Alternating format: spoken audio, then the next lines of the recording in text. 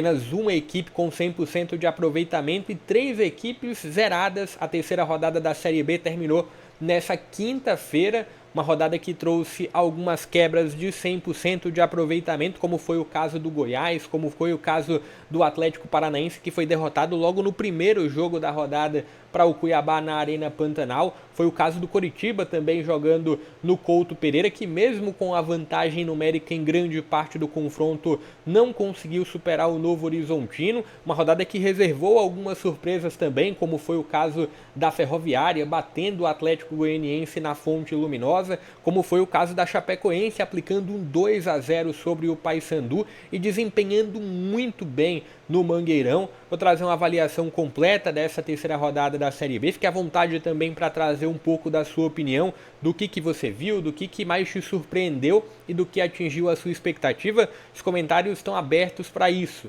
Deixa o like, se inscreve no canal e também compartilha o link para mais conteúdos como esse. Todo dia ou quase todo dia tem Série B aqui no canal e as principais divisões do futebol brasileiro. Já vou colocando para vocês aqui na tela os resultados, tá?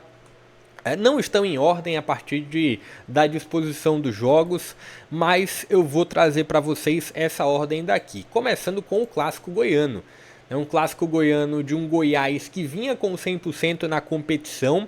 Goiás que bateu o Amazonas na primeira rodada e que na segunda rodada conseguiu um grande resultado sobre o Operário fora de casa, diante de um Vila Nova com a expectativa de ter muitos desfalques. Panhussá era dúvida, o nome do William Formiga também era dúvida, o Igor Henrique também no meio de campo era uma dúvida, Júnior Todinho, só que aí vem a sacada do clássico, o mistério do clássico, e se tem um Vila Nova que coloca muitas dessas peças, Panhussá, William Formiga e Igor Henrique entre os titulares. Isso gera um equilíbrio enorme para o confronto, sem contar no fato do histórico, né? O Vila Nova que não perde para o Goiás desde 2023. Nesse ano tinham tido 3 confrontos, 2 vitórias do Vila e um empate. Mesmo o jogo sendo no Ailê Pinheiro, vinha essa carga do histórico. E aí acontece que um Goiás consegue até ter um volume maior, até pela ideia das duas equipes. Então o Goiás tem um volume maior de posse de bola, um Vila Nova busca um jogo um pouco mais reativo, o Goiás abre o placar, o Vila Nova num dos poucos movimentos de saída do primeiro tempo com o Labandeira consegue um gol, um contestado Labandeira consegue o gol de empate.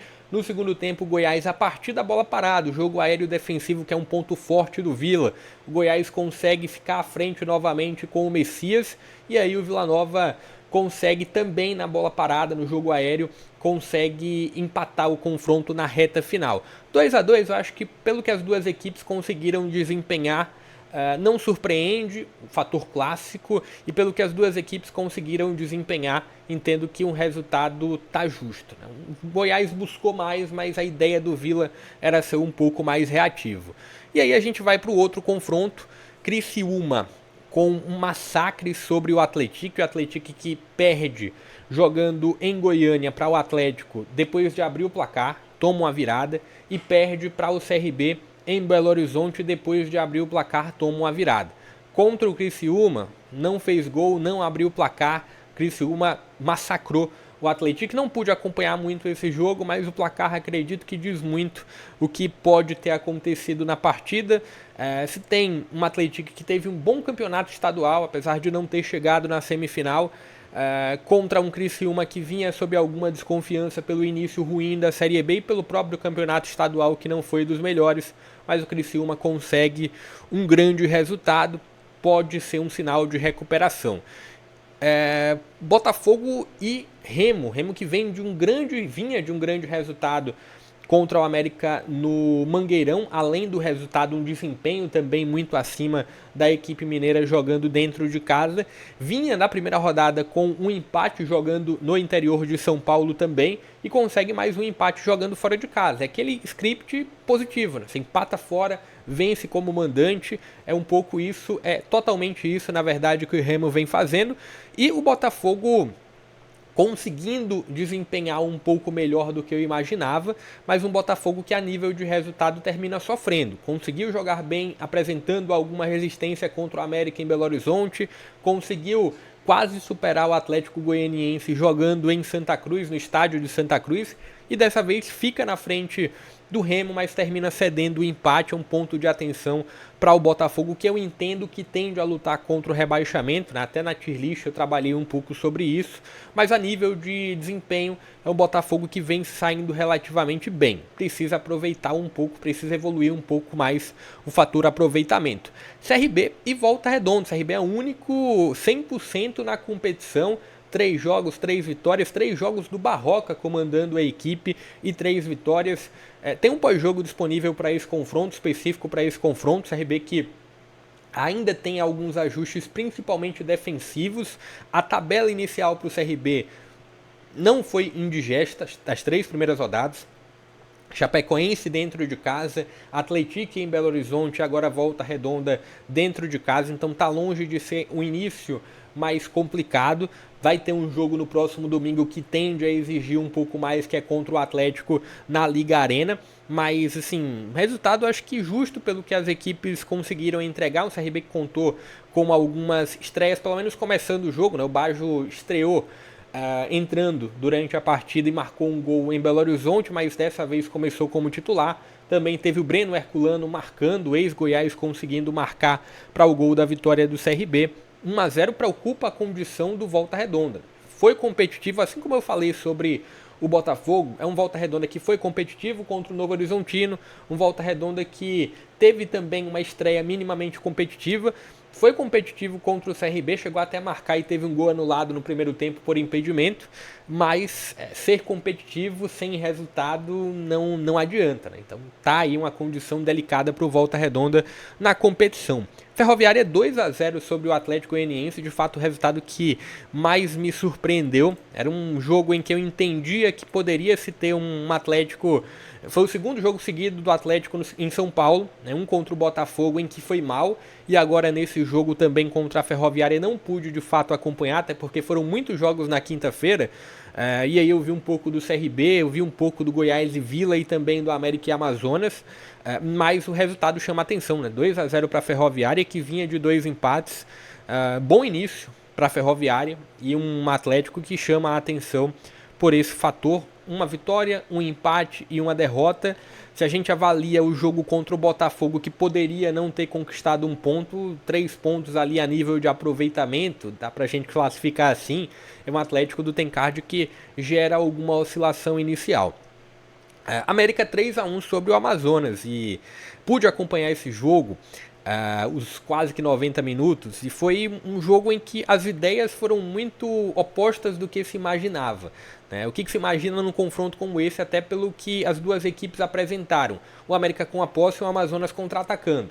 Não foi isso que aconteceu, foi o oposto praticamente. O Amazonas, mesmo fora de casa, buscou ter a posse, tanto é que dos 3 gols do América, 2 saem em contra-ataque, e o gol do Amazonas sai a partir de um gol contra do América, né? E assim, o Amazonas mostrou muita fragilidade no sentido de construção. Até teve algum volume, até teve algum momento no campo de ataque por essa ideia de ter mais a bola, mas teve muita dificuldade para construir e ficou muito exposto. O América conseguiu aproveitar, foi um 3-1 que poderia ter saído até mais. Na descrição do comentário, acho que era do Jean Oddi lá na ESPN, foi um Amazonas corajoso até demais, e eu acho que combina um pouco para o que a equipe do Amazonas buscou apresentar no confronto.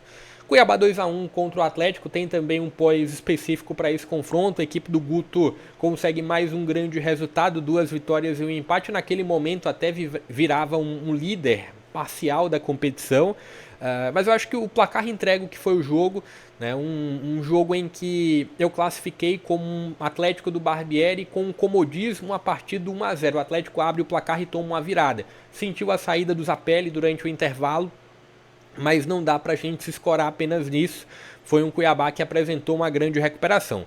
Avaí 1-0 sobre o Operário, mais um resultado ruim do Operário. Dessa vez a equipe do Jair Ventura, na ressacada, consegue vencer. Estreou em casa com um empate contra o Novo Horizontino e agora consegue bater o Operário jogando como mandante. Teve também o empate do Coritiba contra o Novo Horizontino. E aqui, um jogo de muito equilíbrio entre as duas camisas, entre os dois elencos, mas um jogo que poderia ter sido melhor aproveitado pela equipe da casa, pelo fator casa, mas pelo fator de um Coritiba que teve uma vantagem numérica durante grande parte do jogo.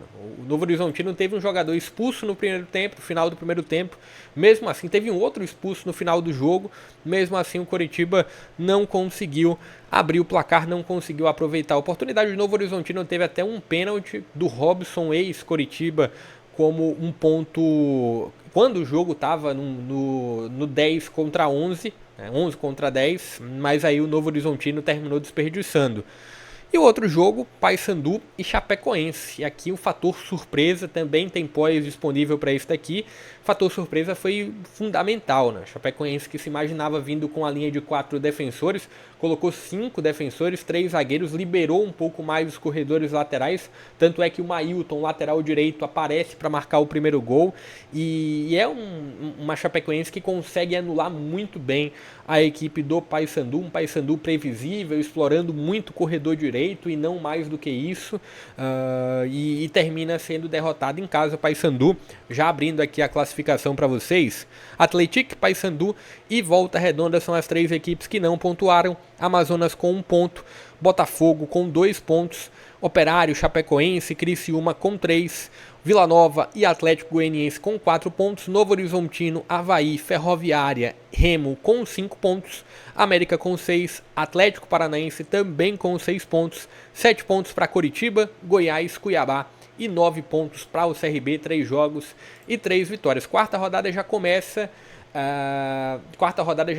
nesse sábado, 16 horas, Operário e Paysandu. Tem também Vila Nova e Botafogo como jogos que abrem a quarta rodada da competição. Deixa aqui nos comentários o que mais te surpreendeu, o que atingiu a tua expectativa. Deixa o like também, se inscreve no canal e compartilha o link para mais conteúdos como esse. Vou ficando por aqui. Até a próxima.